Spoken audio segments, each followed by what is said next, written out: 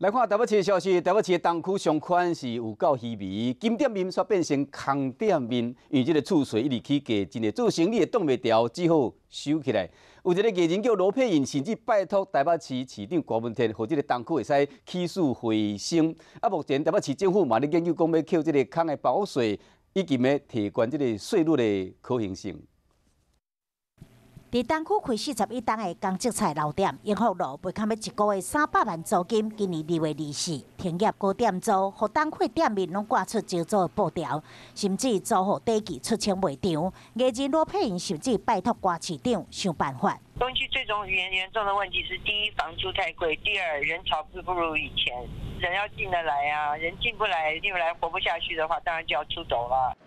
这真经是寸土寸金的东区，看到即摆状况。 拢害头。东区商圈荣景不再，因为高房租所带来的新一波导电潮，台北市政府正研议要征收空置房屋税。台北市商业处表示，将对关出租的业者讨论扣空置房屋税以及提高税率的可行性。控电税的这个概念，在中央的法就比较欠缺。